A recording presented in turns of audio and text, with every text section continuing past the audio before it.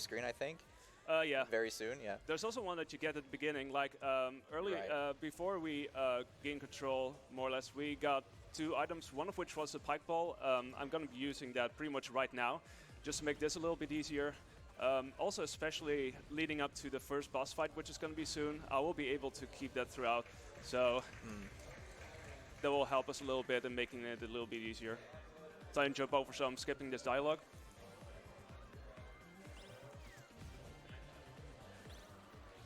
All right.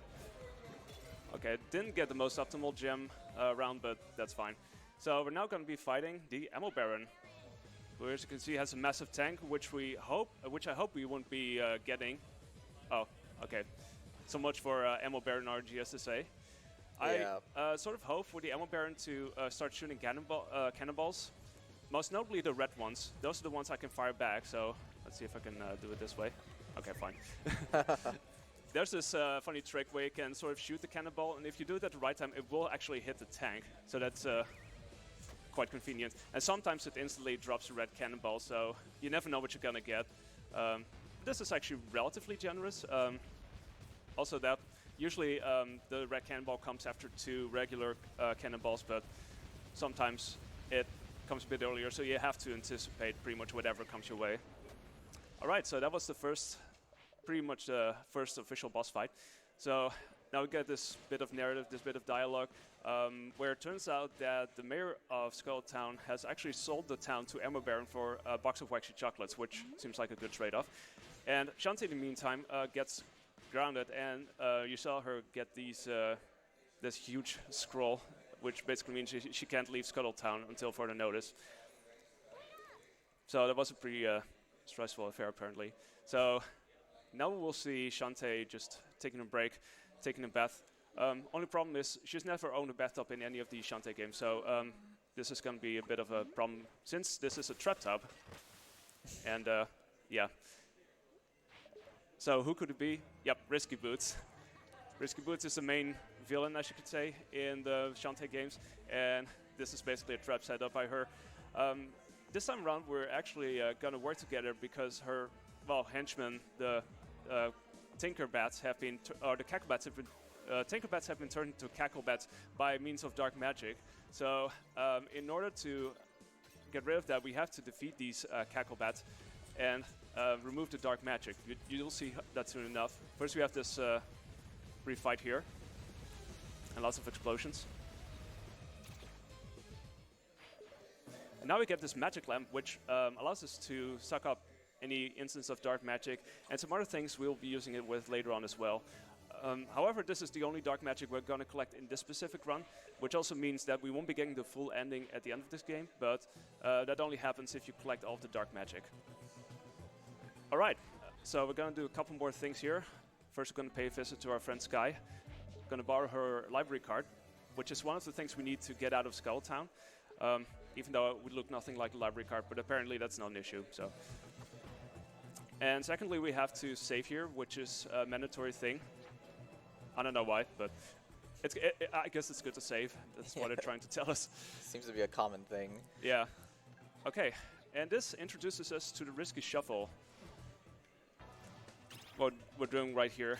So the Risky Shuffle is basically this thing which allows us to dash pretty much at any sort of given platform, no matter how small, which makes for a lot of the speedrun tech here. Mm-hmm.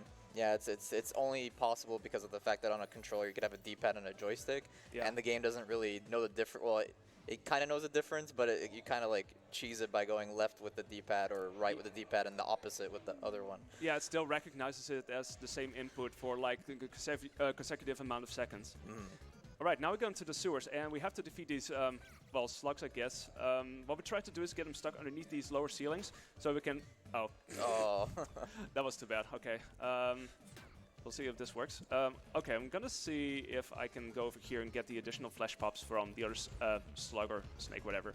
With a little bit of luck, I'm able to duplicate the items. Oh, still nothing. Yeah. Oh, this is just bad luck. So now we have to go around the entire sewers. That's too unfortunate.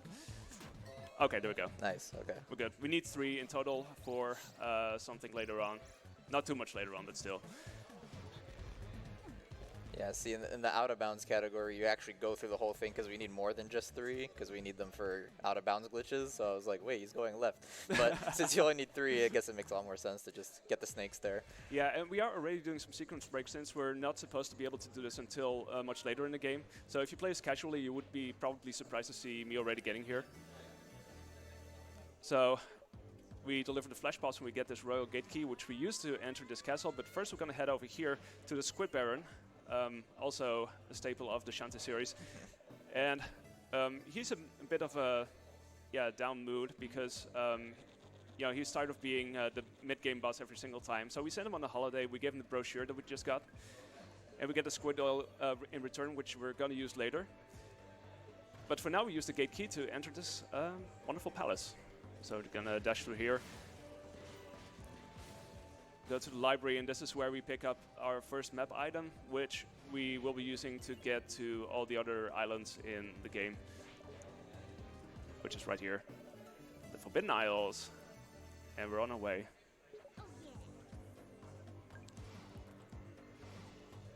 Yeah, and as you can see, not only does Shantae not have her magic in this game, but they also kind of took less of a Metroidvania approach in this game, where they kind of made it more level-based with getting maps to access the different levels, but you still have the Metroidvania sense of like having to backtrack to previous levels with your, your new power-ups or whatever you unlock to get the missing items you need.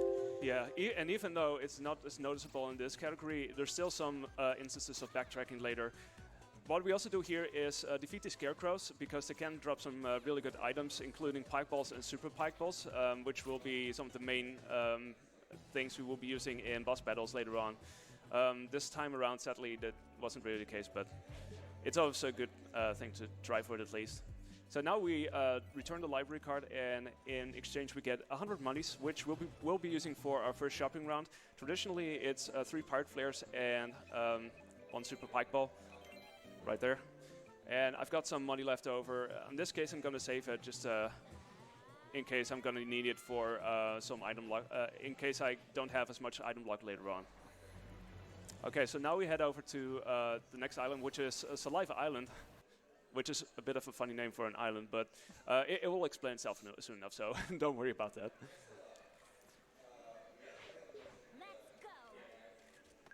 All right, so gonna hit some of these enemies here. There's a chance they drop some other items that I might want to use later on, such as food items and also bubble shields, and those will be useful against 2 bosses in particular, much later on in the game.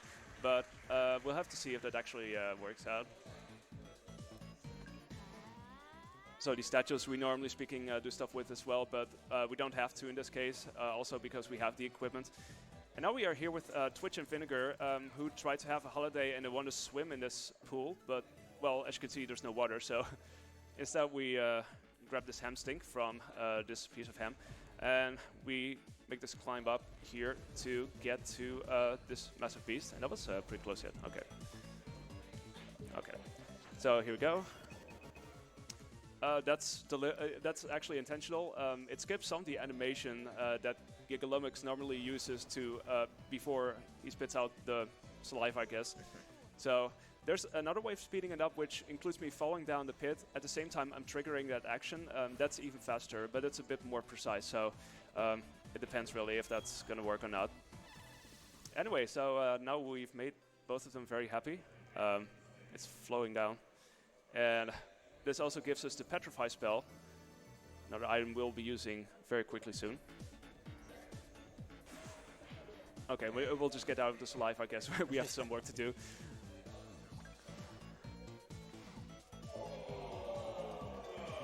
So let's see, we go past here. Sometimes I'll try to hit that one too. Anyway, this is where our Petrify spell comes into play. As you can see, this man's wife is petrified, so we give to him in hopes of restoring that, which doesn't quite work out. Oops. Oops. Yeah, they'll be fine, don't worry. Maybe this was totally intentional, I guess, but at least it opens up the way to our next den, which is the Spittle Maze. And the first thing we're going to do here is head to the left here, which seems to be like a secret passage. And it leads us to this section, which is an homage to the Game Boy Color Shantae, the very first one. It's literally the very first dungeon, so they replicated that pretty faithfully. And this is a pretty good place for us because there will be a couple of keys that we can pick up here. Like this one. There's going to be 2 keys in this room. And what I just did there was I used a food item to do an animation skip, which overrides the normal key picking up animation, and that does save us a little bit of time. So that's pretty cool. Going over here, grabbing some gems. There's some pretty good jars over here. All right, and the next key is right over here. So I'm going to fall down here. Trying to hit this at the same time. I had another one of these, cool. So basically by pressing L and R pretty much around the time that I land on the key, that allows me to override that. All right, so in this room we hope to get a monster milk, hopefully. Nope. There's a tiny chance of that, but they usually drop food items. But I do prefer getting a monster milk if I don't have any, because I will be using that later on, if possible.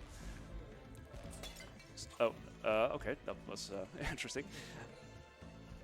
And as you just saw there, you could actually use the lamp to absorb gems as well, not just dark magic. So. Yeah, it has like this magnetic pull, which allows the gems to be collected, so that's really cool. Pretty much wherever you stand in the room, that makes it able to do so.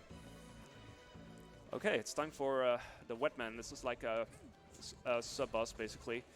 So I tried to keep them on one side because otherwise, if they would stand on separate sides of the room, that makes it a bit more difficult to deal with them quickly. So, but that was pretty good, I guess. All right, so got a couple more gems here. And that brings us to the first boss of the dance, which is this one-eyed Cyclops plant. It's going to be an interesting fight. We will be using some of our weapons. This is going to be a pretty tough fight, I guess. It's going to be a pretty lengthy fight. Like, this is the first phase, but...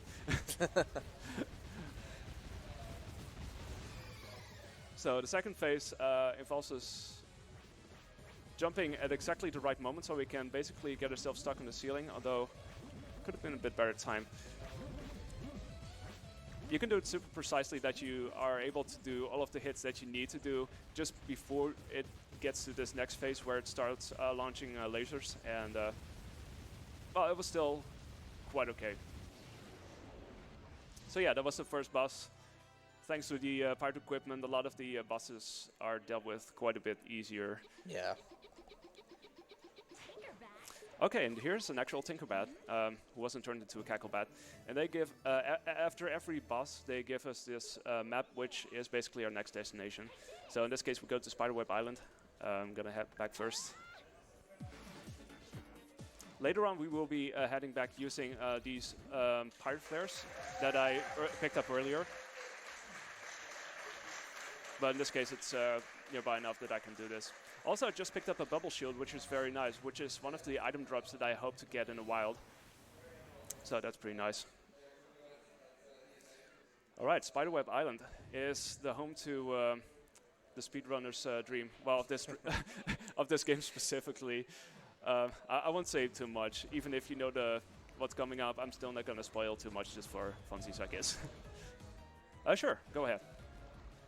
Christerius 175 donated $5. Hope you are ret to go. Hope text to speech gets that. Don't go for anything too risky.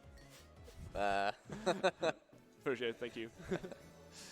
Okay, so another sequence break here is this fossil, which we normally speaking only can get as soon as we get the cannon, which is a little bit later on. But you know, now we can basically get everything in a pretty linear fashion as such, and that's pretty cool. Just trying to get past these ghosts, but that went pretty well. All right, so now we are introduced to Ruddy Tubbs. Who's also been in our games, and she's been captured by this massive spider. But we rescue her. But she says, "Oh my God, I'm coming down with something. So can you please bring me home? I'm coming down with this possible sickness." So that introduces us to this sort of auto-scroller type of thing, which is going to last for a couple of minutes, called Run Ride Ruddy Tubbs. There's going to be lots of interesting challenges here, and also some hot gems like this song, for instance. Also got remixed as Old Spice, Old Spice. Yeah, once you see the Old Spice memed up version yeah. of this, you can't unhear it. Yeah, so this is one of the first challenges. I'm trying to sort of get myself in between tongue and the lower ground, but it's a bit difficult sometimes. So you have to stop at pretty much the exact moment, like this. So that's a bit difficult. Here we're going to set up for some sort of manip, which allows us to get through here a bit quicker. So just walking around a bit does that. And that's why that's one of the parts that can be a bit of a time waster, but this is quite fine. And now we have these spikes, these spike doors we have to mostly wait for, really. So just like that. It's not the most difficult part by any means. It's not. It's a nice change of pace. I could point out that the music in this game was made by none other than Jake Kaufman, aka Vert. He is on many other video game soundtracks as well, and a lot of the well, pretty much everything in the Shantae series as well. And there's so much good Shantae music out there, so that definitely gives us an extra boost, I guess. Mm-hmm. Okay, there we go. Okay, so this next part that's coming up is also very, very tricky, more so than you would expect, because there's these tombstones, and you'll see some of them having these tiny creatures underneath. So I have to be very careful where I actually jump and where I do walk, because that can really set me back quite a bit if done wrong. All right, this is the one thing that makes you run valid. Shout out to the stake jump. Okay, and this room has lots of these kissy robots who try to go after you and smooch you. We're not going to let them. It's also kind of deadly. Yeah. They're really not too threatening, honestly. They're pretty easily avoidable. Yeah, that's true. That's true. You shouldn't run into them, but yeah. Otherwise, it's not the worst threat by any means. Mm-hmm. It's really like the tombstones are like kind of the biggest deal, I'd say, in this area. Yeah. And there's another set of enemies coming up soon that are also kind of annoying. Yeah, for real.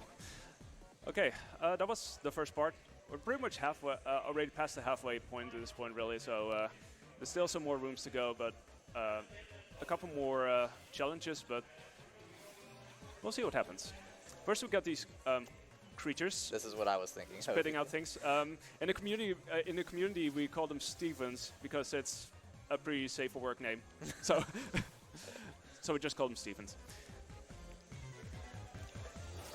All right, can I make this? Yes. Okay, the doors are open. That's nice. That's a nice little thing here. Nice. Okay, shout out to the taco jump. Yeah. It's a bit risky because it can raise its neck pretty far, so it can be a bit risky to jump off. You really have to make sure that you jump at exactly the right height. So this is the largest room. If you lose time here, it can be pretty costly, so I try to not do that, especially as you get to the end of this room. It's, yeah. Let's see, over here, and then... Oh, no. that was way too quick. Yeah, that's the thing with this level. It's like sometimes you got to be a little bit patient, which is kind of tough to do in a speedrun. You just want to get this over with. This is the last screen. Yeah, pretty much. Oh well. We'll get this soon enough. I have some leeway. There we go. Oh, no. All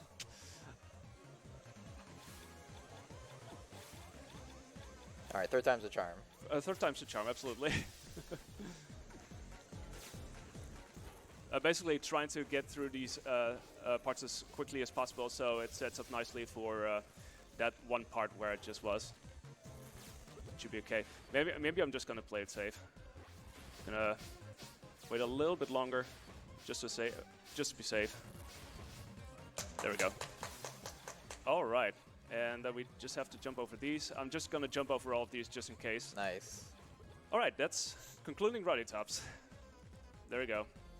So we're not entirely out of the woods yet. I mean, we're literally still in the woods, but still have to deliver Ruddy Tops home. We're getting pretty close to home, so that's nice. and then she will be safe and all that, and her brother Abner will be proud and stuff. But well, it turns out she wasn't actually sick, so she was just enjoying the ride. Good for her. All right, so now we head over here to Poe, who is Abner's brother, and he's got this very cool wagon, but it was broken down, so we give him the squid oil to fix it up, and this will make us able to not have to redo Rowdy Tubbs again, that whole sequence. Thank goodness. That's a once upon a time thing, and now we can just ride from one side of the island to the other. So we now get the shriveled thing, which smells. We can't skip this text box. They really want us to know that it smells. And well, you saw me just walk past this den. We're gonna enter this right now, so we get this shriveled thing, and that will give us access to the Cackle Tower, and it's gonna be some more fun challenges up ahead. There we go. So this Cackle Tower has a lot of skeletons that I want to hit. Since this is my first real chance of getting some really good pike ball drops and hopefully even super pike balls, it's not always happening, but still we'll see what happens. Yes, go ahead. Majati donated $10. Good luck, Jangle. Hopefully Steel Maggot is kind. I hope so too. Let's see, I did get a pike ball. I'm going to use that here. So there's some route changes that runners do whenever they want to collect keys. And this is one of the changes really, like in the Spittle Maze where it just was, you can actually get like an extra key, but you can also get it here, which is what I usually do. There's usually not too much difference in terms of well, speed basically, which is faster, but it depends. Oh, yeah. Okay, there we go.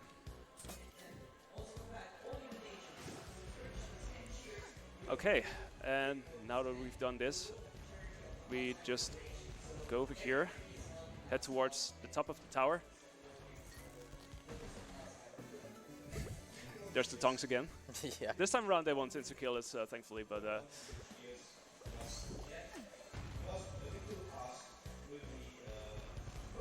oh, okay, there we go. So here's where we can very effectively use our pirate head as well, because we can use it to ride the wind all the way up to the top of this room. So just gonna grab this. Tiny bit of wind here, which is nice.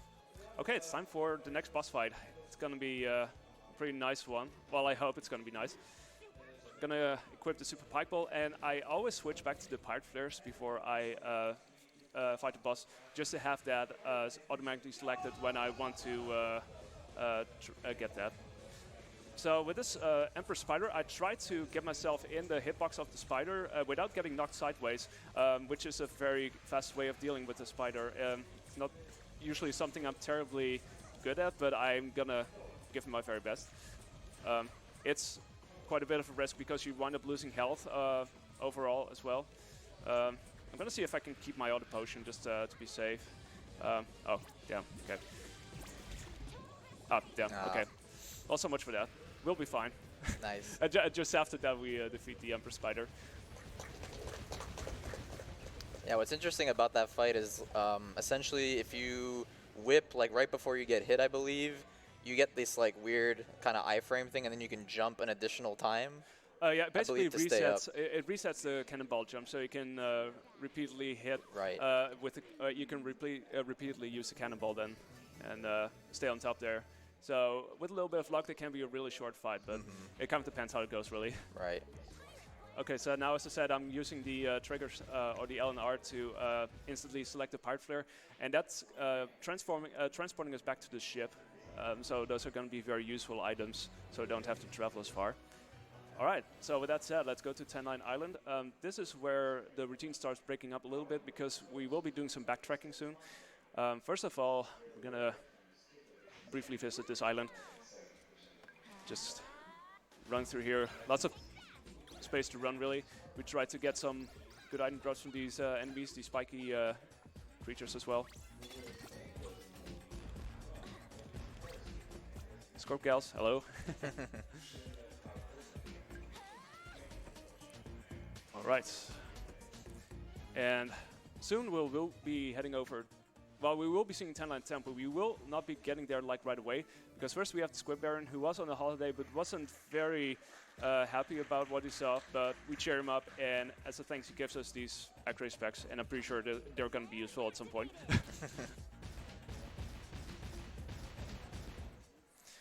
Okay, now the real backtracking starts.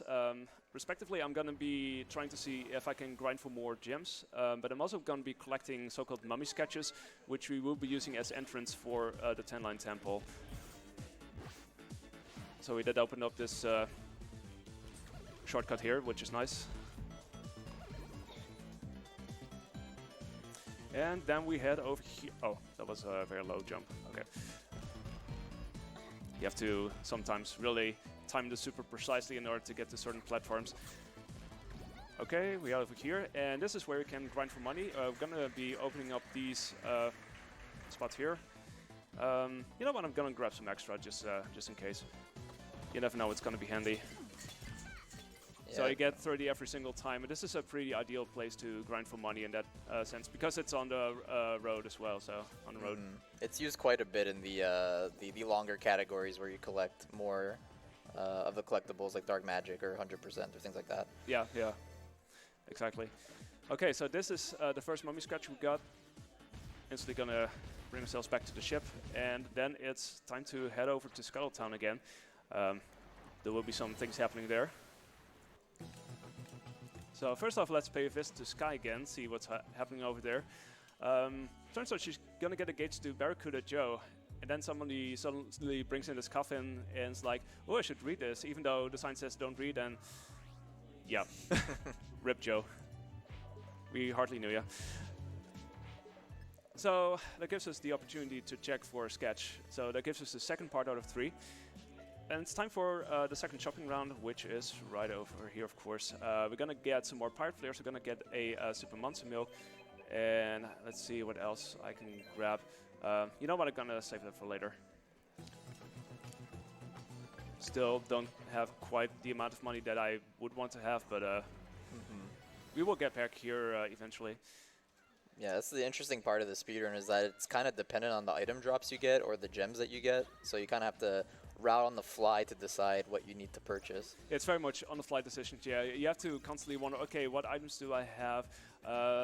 Do I have enough super pike balls or super monster milks, or can I do with the amount of pike balls as well? And do I need to buy extra eventually? So that kind of makes it for a very interesting run, because you never know what exactly is going to happen. Like ideally, you would want 4 super monster milks and 4 super pike balls at this point, but you never know what the game is going to give you. So it's pretty much, you know. Okay, so now we got all the parts of the mummy sketch. So it's time to see what it makes. It makes this combination fish, fish, fish. That's pretty easy to remember. Yeah.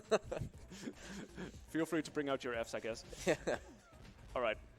So we're going to head back to the temple, where you may have seen this combination type of thing, and that's where we're going to use this combination. And I'm going to do this downward step and see if I can get it like a bit quicker. It does work out pretty well in the past. Oh, okay, that will do. Let's see. There we go. Nice.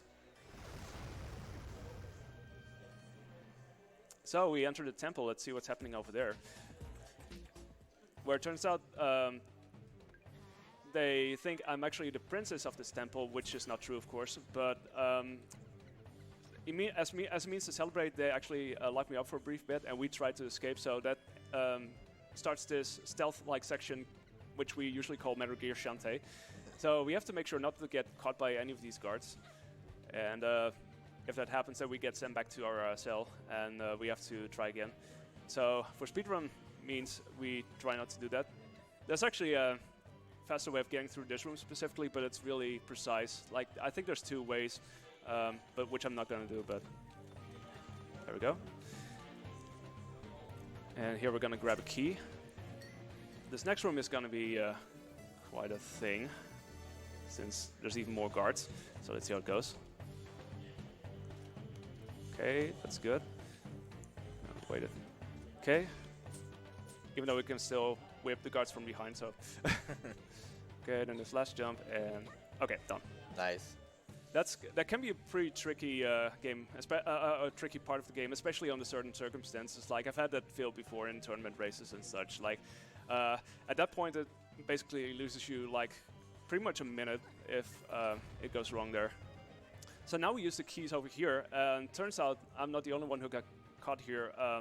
All of my friends were also mistaken as being the princess of this temple, and yeah, everybody's here for some reason. Like Risky is here, Sky's here because I guess she needed a break from everything that happened with Joe. So that's 2 out of 3, and then we head down here and we rescue Roddytops because Roddytops. We got a huge Roddytops fan in the crowd. Roddytops does what she does. Anyway, now we've saved them all, and all that sets us up for this part where we have to pull this rope, which is bigger than the door that we have to open. I guess it makes sense. I don't know.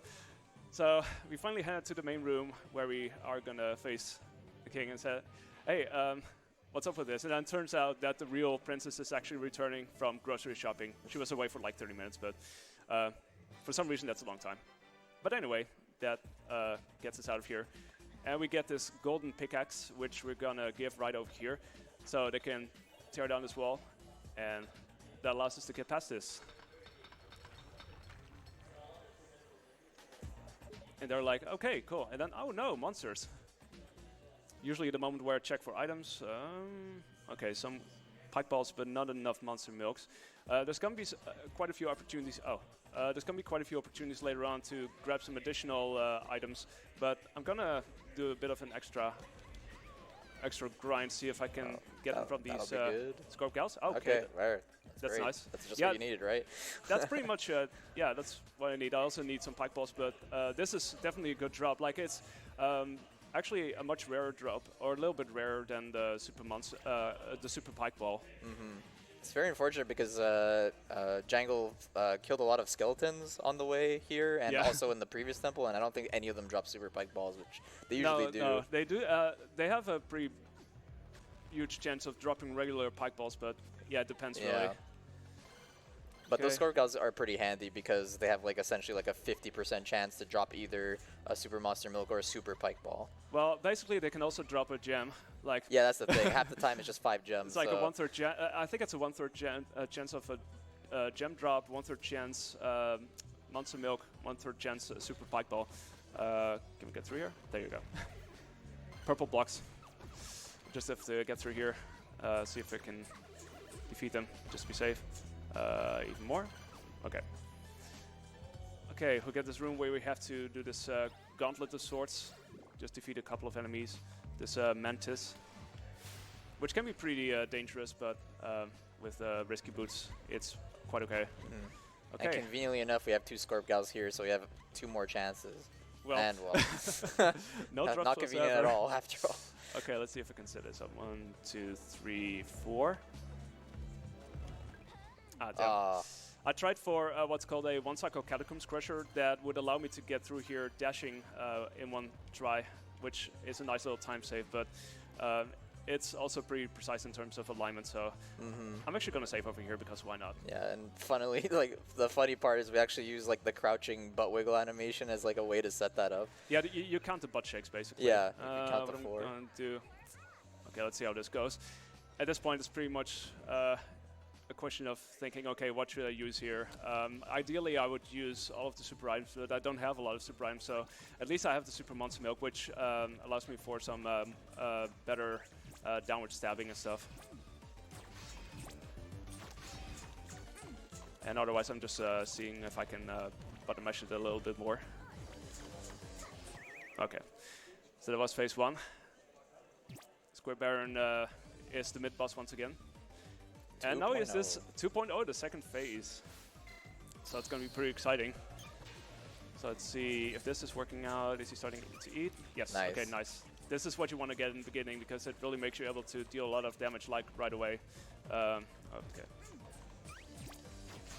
Yeah. So like this. if you had the super pike ball, he would have been dead like right after the eating. But yeah, got to do what you can ideally do, that, right? that would have been a bit quicker, but it depends on what you use. Yeah. I mean, I've had rounds where I did wind up using nothing but regular items, and that of course takes a little bit longer. Yeah. I think I've had a run recently where I only used one pike ball. Oh, jeez. that was quite rough. Anyway, after this whole experience, Squid Baron is finally glad to be a mid-boss again, so we have solved this crisis, and we get the next map, and we get out of here. So, yeah, Mudbug Island is going to be pretty much our next destination, but we're going to do a bit of a side mission first, because we did collect a couple of things which we will be exchanging for something else that we will need for Mudbug Island to enter the village there. So here's Bolo once again. He knows what to do with this fossil, and also these X-ray specs, which make him look really smart. And we get the death mask, so that will be our entry in. And let's see, I've got a good chunk of a good amount of gems, so I'm gonna be doing some shopping here as well. I'm gonna be buying 2 more pirate flares, which I will be doing eventually anyway, and I'm going to be buying another super bike ball just to make sure that I will have enough. I'm not sure if I'm going to be using it in the next battle, but just in case. So, alright, here we go, Mudbug Island. If you've played this casually, you will know that this is a pretty tough section to get through. In pirate mode, it's a lot easier because you can just dash through the whole thing, so as long as you know how to jump and how to maneuver through it, then it's quite a bit more doable, but otherwise you wind up with a lot of surprises, like enemies appearing out of nowhere, all of these mud-like creatures. Let's see if I can do this. Ah, damn. What I was trying to set up there is called Momentumless Boots, which would allow me to retain my dash when I jump there, but it's a bit of a precise thing, but it's really cool if you can get it.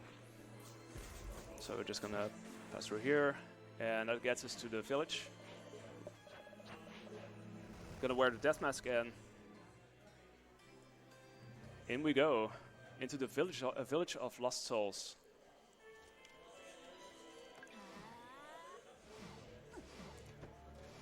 So yeah, basically what we're gonna do here, there's this central room and there's a group of so-called coin gamers, and we will be collecting a couple of coins, which will lead to a game of heads or tails. It's gonna be a bit RNG, so I kind of hope that they will collaborate with us, work together, make our lives a little bit easier. So there we go. And the last one is all the way down below. So okay, we're gonna do this thing here, which is kind of funny. Hope it works. Oh damn! I was gonna set up for what's called a delayed charge, which basically means you sort of try to set up the charge before the screen wrap and use it after, which is useful if you try to. Oh, there we go, ghost. But that's useful if you try to speed up from certain small platforms like that. Otherwise